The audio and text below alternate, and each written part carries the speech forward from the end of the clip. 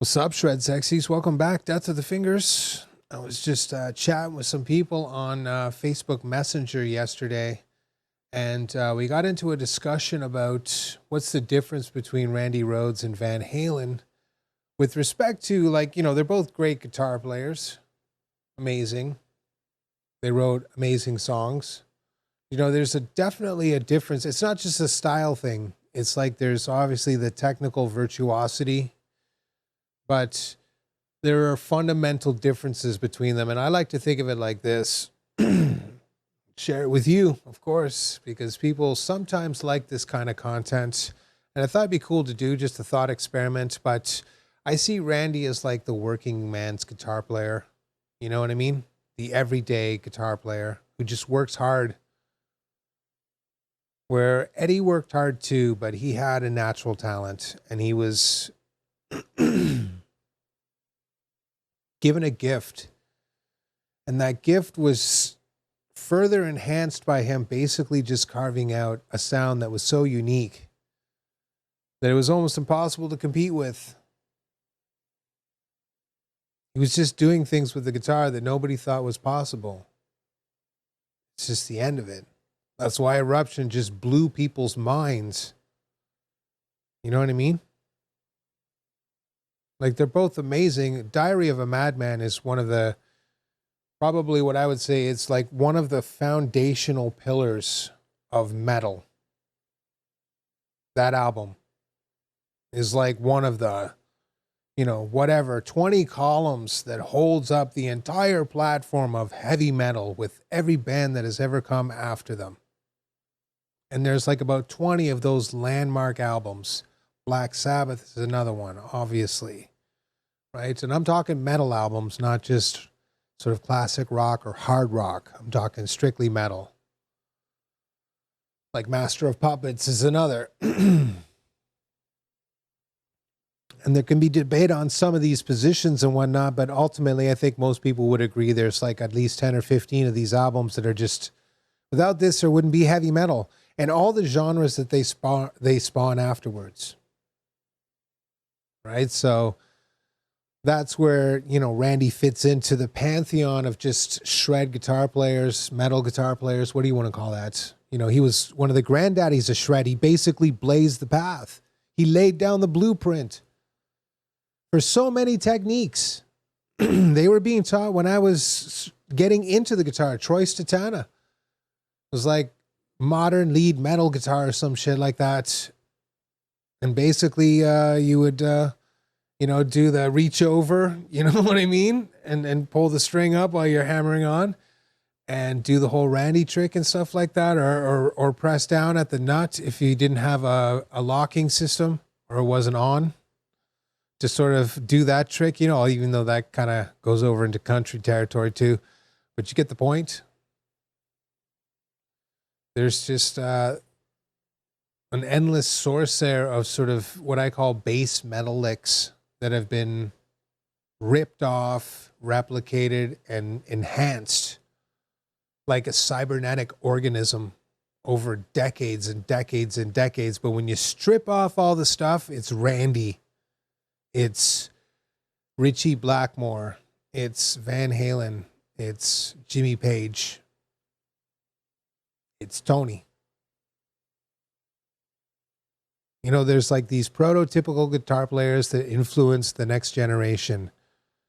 And then you get like an intermingling of it, and then it just keeps proliferating, but it still can basically be funneled down to these, again, main archetypal figures, and Randy is one of those guys. He didn't just write solos or write great songs. He literally invented techniques on the guitar that are still used and played today. Right? Or whatever, popularize them if they didn't outright invent them.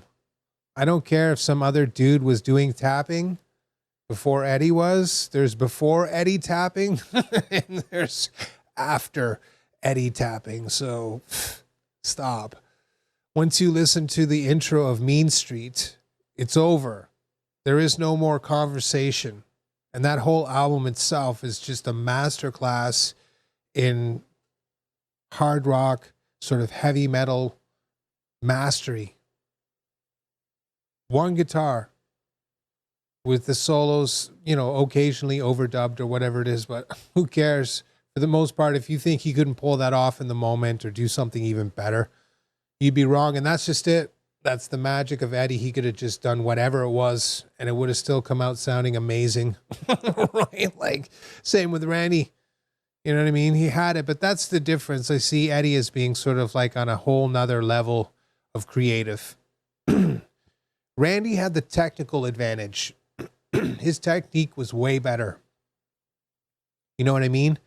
With alternate picking, with hammer-ons and pull-offs, with music knowledge, using more sort of exotic scale systems, diminished, all that good stuff.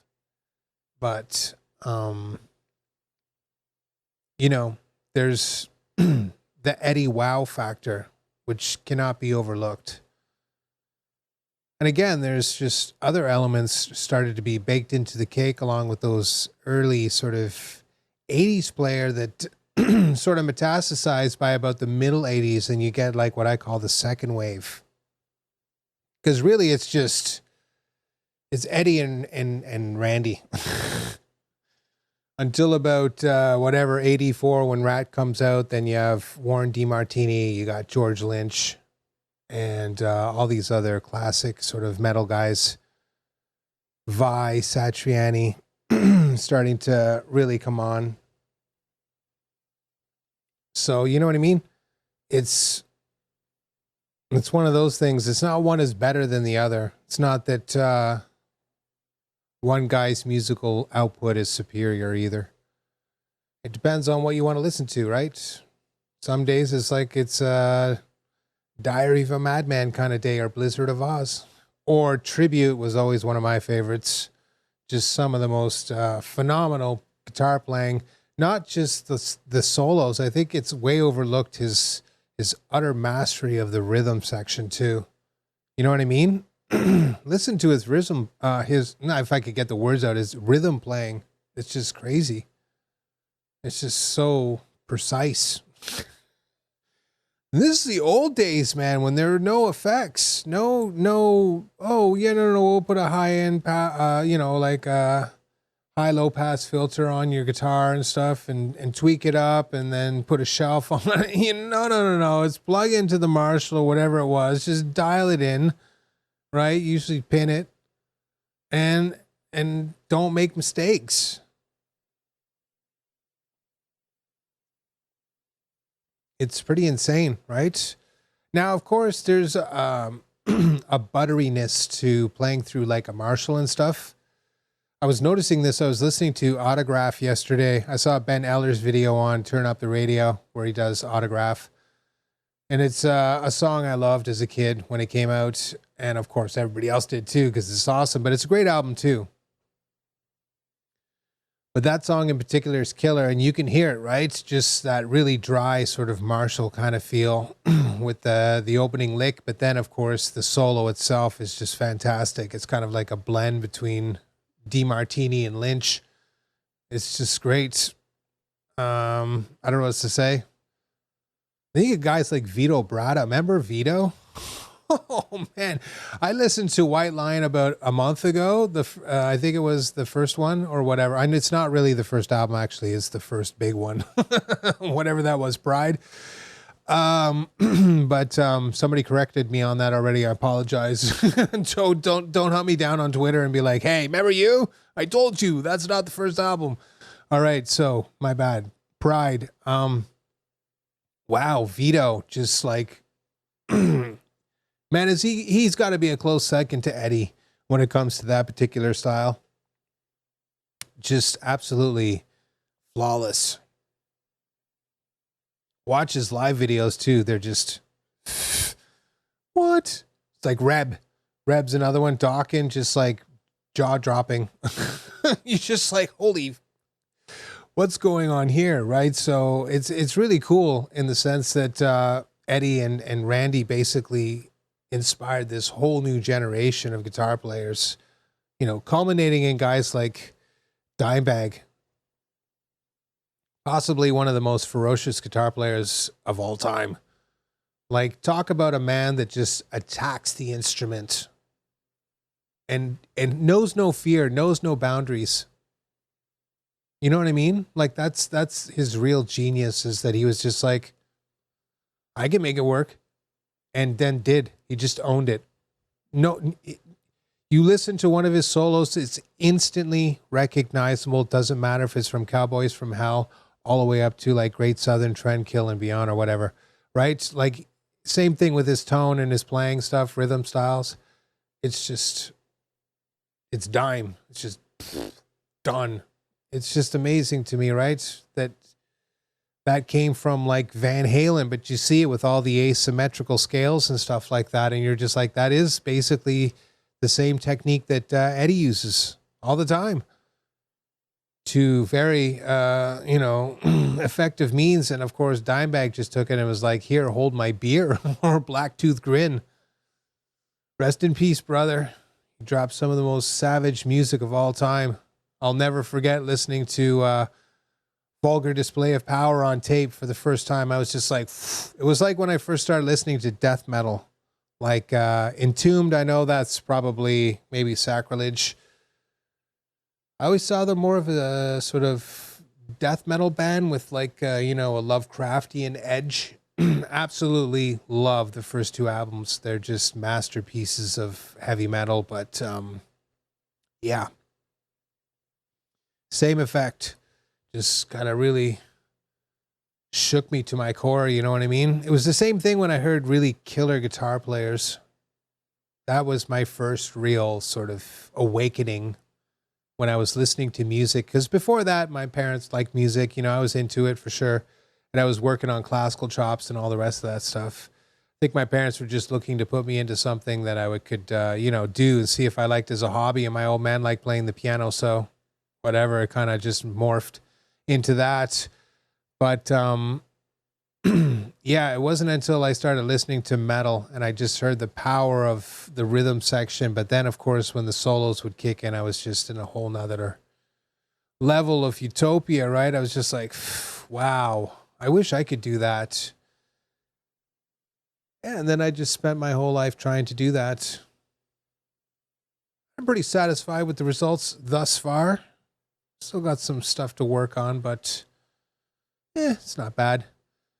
So, you know what I mean? Like, that's the thing is, it's what does Eddie and sort of Randy and all these other great guitar players, what do they mean to you? And don't be exclusive. You shouldn't sort of just turn your nose up at other bands that you may not like because they're not shreddy or whatever it is. That's a huge mistake. There are lots of bands like the Black Crowes. After the first album, which is my least favorite, actually, they get awesome. You know what I mean? Like, it's dirty 70s rock. It's really good. It's really, really good. So, I mean, definitely worth checking out. And stuff like that, where you go the opposite direction. You go for more of a, overall band feel like you'd hear in the 70s, but with a sort of like, hard rock slant, I guess, if you want to call it that. It's just different, but important. You can't just focus all your energy in on this one thing, you know what I mean? To the exclusion of all the other ones, because you need to taste something other than sweet to know what anything else tastes like. You know what I mean? You need to mix it up. And so that's why I would recommend people when you're sort of like laying out your listening priorities. And if you haven't done that, basically setting out a playlist, if you will, of hunting down new music and listening to it while you're doing something, reading a book, potentially. Turn off the computer, turn off Netflix. Stop doing something else and just sit down and still your mind and read a book and listen to some music and be moved by it. I listened to one recently, Tycho, Dive. Fantastic. It's basically like this really laid back electronic music, but it's top shelf. It's really good. Very, very good. Tycho, Dive, it's called. You've probably already heard it. It's quite famous, I would imagine. So there it is. You know what I mean? Like, you got to open your horizons and sort of see music in its totality so that you can be inspired in many ways to be like, I want to write a backing track like that and then add a cooler solo to it on top of it or whatever. You know what I mean? Once you start thinking that way, obviously your writing potential becomes endless and you have way more sort of material to draw from, to be inspired by, to write music of your own, to then, you know, either just release as is or actually orchestrate or use in some other capacity. You know what I'm getting at? So as much as it is, I guess I didn't really add that to the conversation yesterday, or last night, I should say. But the fact of the matter is that, yeah, don't get lost in the weeds by just worshiping the greats of the, you know, the bygone era. Their music is amazing. A lot of it's untouchable. It's like foundational, as I've said, but you can get on those rose-colored glasses and it can just ruin you kind of situation. So make sure that you're not only just introducing new musical influences into the playlist, but you actively seek out new music and listen to it and make that a priority. And of course, the third one there, and you heard me touch on it, is carve out a time for stillness where you're just going to sit there and meditate potentially, if that's your thing. If you do yoga, if you do a whole bunch of these types of stuff. And listen, I get it. Some people are going to scoff at that, but there is value there. It is quite difficult to sit somewhere for 5 minutes and just still your mind. And being able to focus in on some music and something like that helps immensely to just zone out for a half an hour or 40 minutes. Now, listen, if it's yoga or just sitting there meditating is not your thing or whatever it is, then you can always read a book. That's another way to. And if the lyrics bother you, then seek out music where it doesn't actually have any singing. Get around it. I don't care what it is. But this is a great way, of course, to diversify your learning experience. Right. But of course, just wrapping up here, the Eddie Randy debate, I think I've made my view clear. It's just a stylistic difference. They're both amazing guitar players. They both have amazing music, amazing songwriting skills. They both wrote albums, plural, right? Blizzard of Oz is still killer in my opinion, but when you put it up to Diary of a Madman, it's just, I don't know, maybe it's just because I heard Diary first, you know what I mean? It was such a big deal. I don't know. But I remember that being huge. As big as when I heard Number of the Beast. That's another one of those foundational ones. Obviously, Priest in there. That one might be debatable, whatever Breaking the Law is on. I can't remember. Stained Class or something. So that's another one of those pillars. You know, like just songs that basically formed metal. And then, of course, the guitar players that are attached to it that then spawned generations of new guitar players. And, of course, the most famous of all those ones, is Randy and Eddie. And, of course, rightly so, because they were just top tier, you know what I mean? But unique entities in their own right. And like I said, I like to think of Eddie as like the Paganini type, you know, really flowery and ornate, and he's got a lot of stuff going on. And Randy's more meat and potatoes. He's more pragmatic about how he approaches his solos and how he's going to represent it and stuff like that. It's still amazingly well played and absolutely face melting, but there's a more sort of restraint kind of approach. I'm going with it. So I hope you guys found that was interesting. I'll probably drop some more of these kind of silly videos in between. We'll have a good old time with this because who knows? We'll see how things go with YouTube with the age verification thing, but let's hope for the best. Right. I hope you have an amazing Wednesday. I'll see you tomorrow. We carry on with the songwriting stuff, getting into the meat and potatoes of that. It's going to be a good time. See you in the next one.